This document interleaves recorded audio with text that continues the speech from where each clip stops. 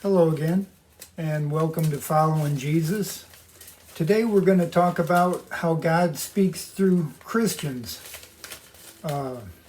His word is often talked about like a seed, referred to as a seed. Now I've got turnip seeds and beets and radishes and carrots, and then I've got different type of radishes, and I got different type of sunflowers. It's cool weather right now, so this is what I should be planting. I showed you all the other week, or the other day, my sweet potatoes that I'm making sweet potato slips. I live here in Kentucky, and I thought I'd mention that.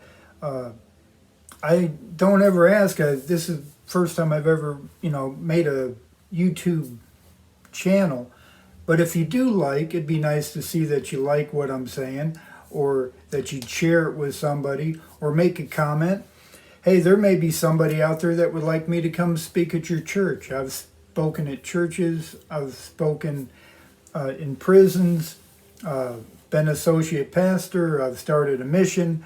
So yeah, I have no problem. In fact, I mean, that's one of my favorite things. If there's one thing I could do in my life, it would just be to speak to different groups of people about the Lord, about the Word, and how to grow and how to serve the Lord. And this is what I can do. This and I am pulling my cross. All right. In John 11:28, Jesus told Martha to go get Mary. So Martha went over and said, "The Master is coming. He calls for you." That's one example of how God uses people to reach other people for Him. So my question would be right now is, who is it when I say something like that God is laying on your heart? D.L. Moody says, we don't preach to multitudes, we preach to individuals. I'll be honest with you, it'd be awesome to look at my channel one day and look and see I got 1 point something million followers or whatever, 100,000 followers. Yeah, I mean, that'd be awesome. That's the ego speaking, though. But if I think about what D.L. Moody says, we speak to individuals. I'm speaking to somebody out there right now that you have somebody on your mind when I said that God wants you to talk to. Just like Jesus told Martha, hey, go get Mary. Who is God telling you to go get?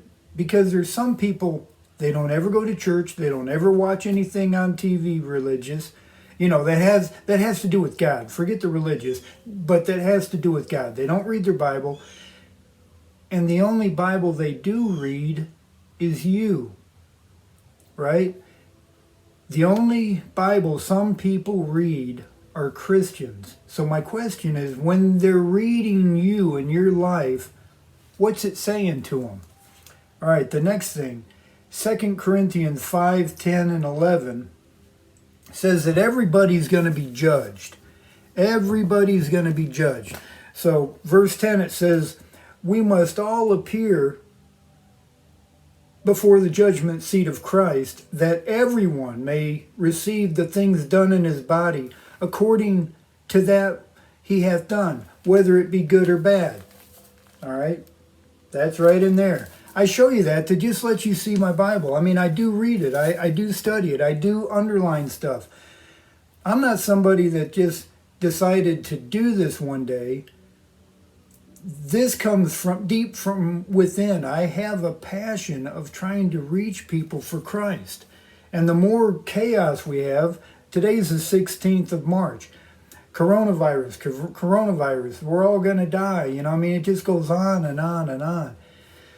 And like I said the other day, either God is in control or He isn't.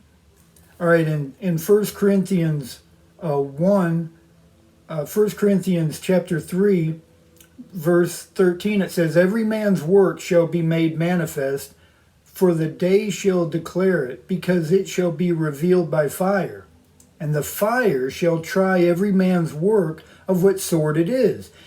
If any man's work abide which he hath built thereupon, he shall receive a reward. If any man's work shall be burned, he shall suffer loss, but he himself shall be saved, yet so as by fire. All right.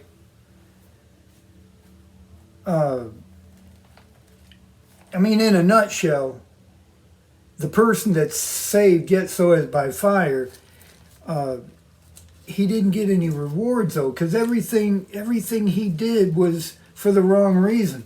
Remember where Jesus said that he was talking about the Pharisees and how they do everything to be seen of men. And they are seen of men. Some of them today, they are seen of men. They have huge auditoriums, huge crowds. They have TV, jets, TV broadcast. They have their own jets. But when it comes time on the other side to be judged for what they've done and the reason why they've done it, a lot of them, they're going to suffer loss because they did it for the wrong reason. All right, John 1:41, it says, Andrew went and found Peter and said, "We have found the Messiah," which is being interpreted, the Christ. Philip went and found Nathaniel.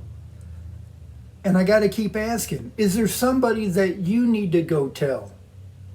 The Lord saved me 38 years ago, and I'm still trying to find people that I can tell about Christ, tell them my testimony.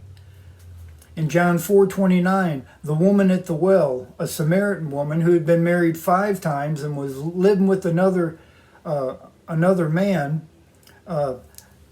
Jesus was talking to her, and you just hear people all the time, talking about, well, that preacher's too hard or this or that. All right, here's Jesus sitting at the well, asked this Samaritan woman for a drink of water, and after their talk for a while, Jesus said, well, you've been married 5 times.